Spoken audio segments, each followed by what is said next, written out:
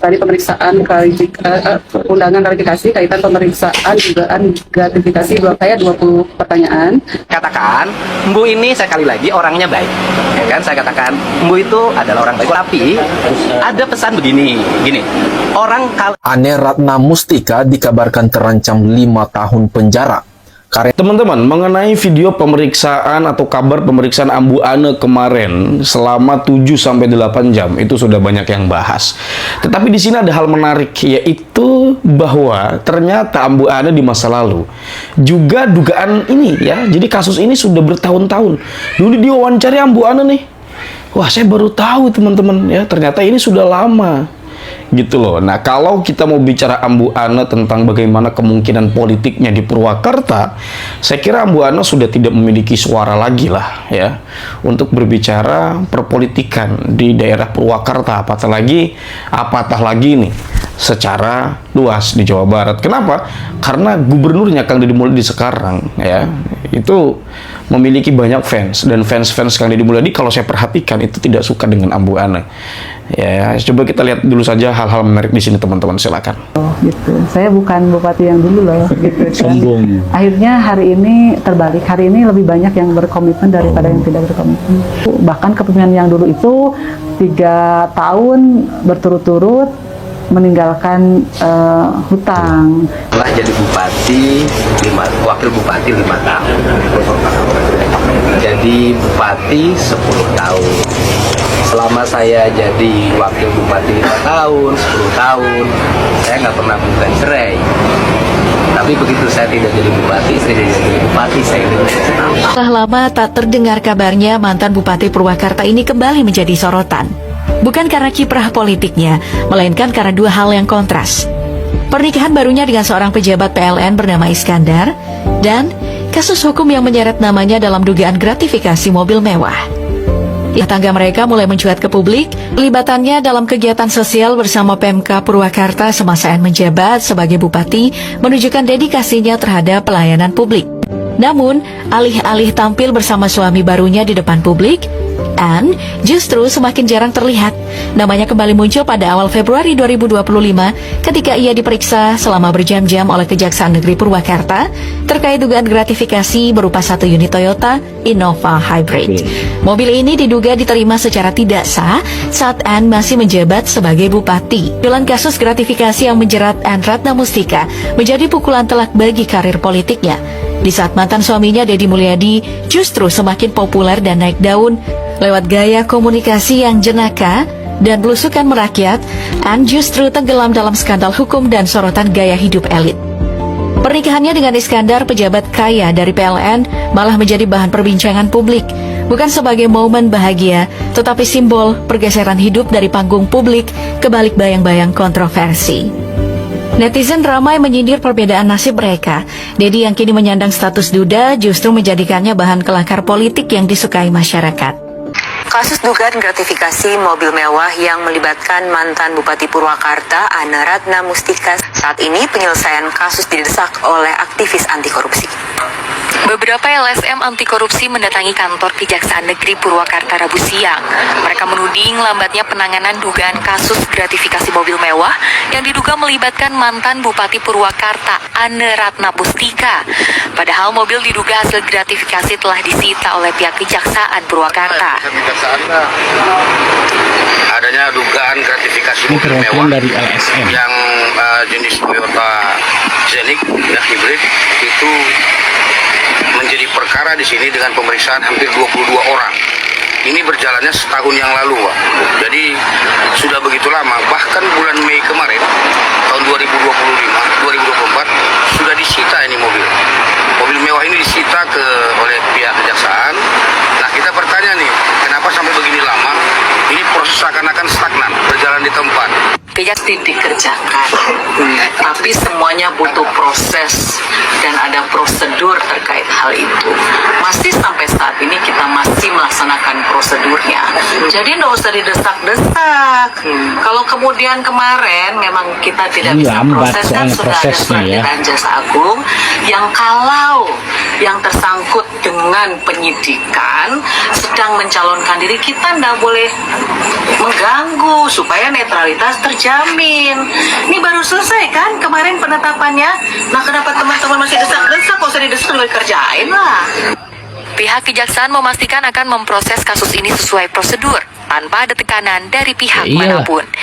Mantan Bupati Purwakarta, Anne Ratna Mustika akhirnya memenuhi panggilan penyidik Kejaksaan Negeri Purwakarta pada Senin pagi sekitar pukul 9.40 waktu Indonesia Barat. Kedatangannya ke kantor kejaksaan tersebut berkaitan dengan pemeriksaan dalam kasus dugaan tindak pidana gratifikasi berupa kepemilikan atau penerimaan kendaraan roda 4.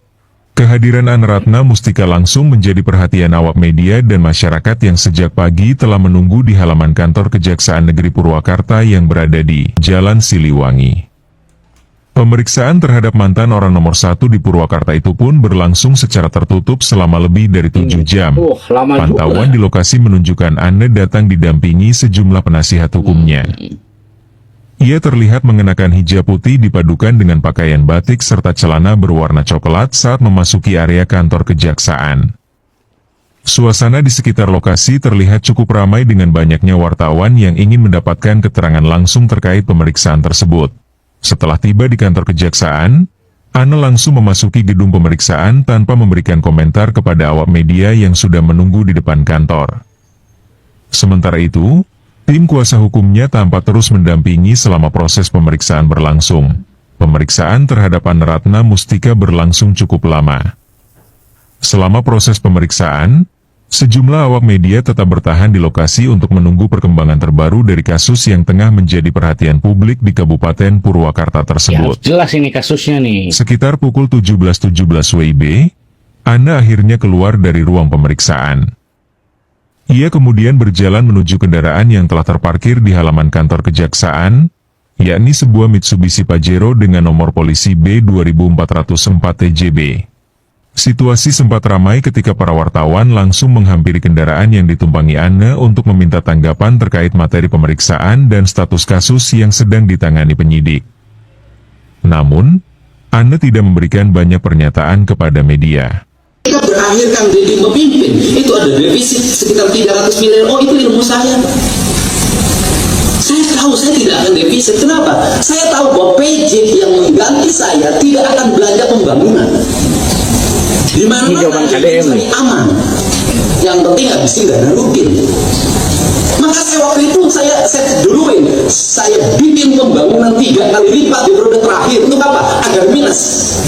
Untuk apa? Agar PJ menggantikan saya tinggal bayar utang karena dia tidak mungkin. Jadi strategi ini.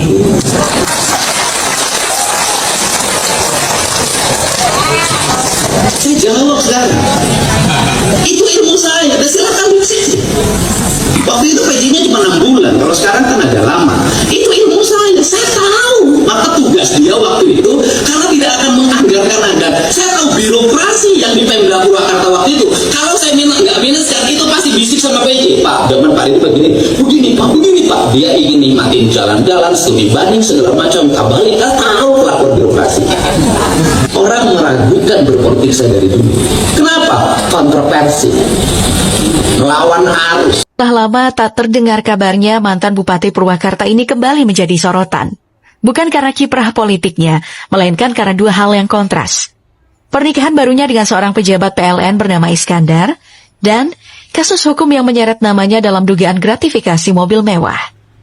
Tangga mereka mulai mencuat ke publik, kelibatannya dalam kegiatan sosial bersama Pemka Purwakarta semasa menjabat sebagai bupati menunjukkan dedikasinya terhadap pelayanan publik. Klaten, Jawa Tengah ini dikenal memiliki minat dan olahraga dan membaca buku.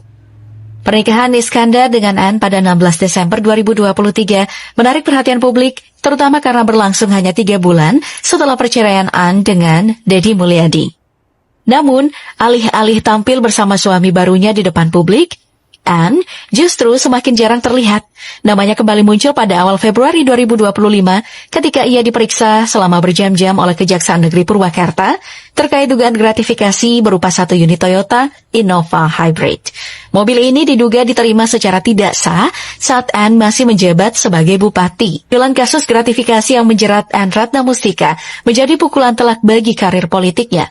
Di saat mantan suaminya Deddy Mulyadi justru semakin populer dan naik daun lewat gaya komunikasi yang jenaka, dan belusukan merakyat, Anne justru tenggelam dalam skandal hukum dan sorotan gaya hidup elit. Pernikahannya dengan Iskandar, pejabat kaya dari PLN, malah menjadi bahan perbincangan publik, bukan sebagai momen bahagia, tetapi simbol pergeseran hidup dari panggung publik ke balik bayang-bayang kontroversi. Netizen ramai menyindir perbedaan nasib mereka. Dedi yang kini menyandang status duda justru menjadikannya bahan kelakar politik yang disukai masyarakat. Sekarang, musim duda memimpin Indonesia.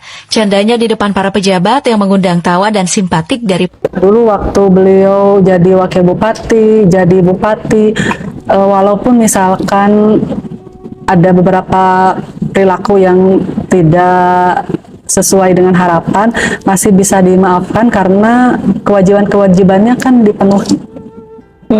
Kewajiban-kewajibannya kan dipenuhi. Kalau sekarang justru setelah jadi bupati, kewajiban beliau selaku suami tidak dipenuhi. Saya konsultasi dengan guru saya bahwa ya itu melanggar gitu, daripada apa namanya tuh yang diharuskan oleh agama gitu kan, bahwa itu kewajiban gitu. Walaupun misalkan saya mampu, saya kan mampu misalkan dengan alhamdulillah dengan jabatan saya bupati, saya mampu bisa hidup mandiri gitu ya. Apa namanya tuh anak saya bisa juga. Tapi kan itu tidak menggugurkan kewajiban beliau sebagai suami. Mungkin beliau lupa kali ya gitu. Padahal kan kalau dilihat beliau juga bukan orang nganggur, punya pekerjaan, punya jabatan juga sama gitu ya, punya penghasilan juga sama gitu. Ini juga mungkin sebelumnya apakah sudah disampaikan? Sudah pernah kita sampaikan, sudah pernah jadi pembicaraan di internal kita, bahkan staf saya yang menjadi saksi gitu ya, menjadi saksi, sampaikan oleh staf saya, iya Pak, sok aja lah, kalau Bu itu kan tidak menuntut besarannya berapa, yang penting gugurkan aja kewajiban Bapak gitu. Terus saya bilang ke suami saya pernah, iya ya, nanti uangnya juga nggak akan Bu pakai gitu, cukup kok yang penghasilan Bu juga bisa memenuhi, nanti uangnya disimpan jadi tabungan buat anak-anak. Apapun yang dikasih oleh ayah, berapapun Bu akan simpan di tabungan gitu ya, dan itu nggak akan dipakai. Itu pernah kita obrolkan gitu. Yang penting karena kalau dalam Islam gitu ya, itu hal yang sangat mendasar. Itu adalah menandakan bahwa cirinya suami punya tanggung jawab itu adalah itu. Yang kedua adalah sikap yang tidak baik. Itu lebih kepada apa ya, KDRT secara psikologis. Ucapan yang kasar gitu kan, yang omongan yang dilontarkan gitu. Jadi itu berdampak terhadap psikologis saya. Itu sudah terjadi lama, bukan hanya sering gitu. Jadi beberapa, hanya kan waktu dulu saya tidak punya keberanian untuk mengungkapkan. Hari ini karena saya merasa apa ya, sudah cukup, ini harus kalau bahasa ke anak itu ada bahasa orang tua ke anak ya, kalau dalam bahasa Sunda itu ngawarah gitu, mendidik. Jadi untuk mengingatkan supaya kembali kepada jalan yang benar gitu. Materi ketiga itu adalah kaitan dengan tidak transparannya, tidak terbukanya manajemen keuangan. Jadi saya tidak tahu penghasilan suami saya berapa pastinya. Saya juga tidak tahu berapa aset yang dimiliki oleh suami saya, kecuali di LHKPN gitu. Atau di titiknya aset-aset suami saya itu di mana sih? Nggak tahu sampai sekarang. Karena kalau beliau ini mau beli sesuatu nggak pernah ngomong ke saya sampai hari ini pun. Itu maaf Bu, itu Ambu yang langsung ke Pasar Baru atau ada orang kiriman seperti apa? Enggak, saya langsung ditemani sama staf ya, satu orang gitu ya, Septri namanya. Nah, yang kainnya sudah bisa saya ambil saat itu. Tapi bendonya belum selesai. Selesainya besok lah, hari Jumatnya itu. H-1 mau nikahan, karena bendonya itu ukurannya nanggung 8,5. Kalau yang sudah ada itu 7, 8, nomornya begitulah gitu. Kalau ini kan 8,5 nih nanggung. Akhirnya Koko bilang, oke besok ya gitu. Besok saya nyuruh staf saya, karena saya langsung sudah ke Cianjur untuk persiapan H-1 untuk besoknya gitu.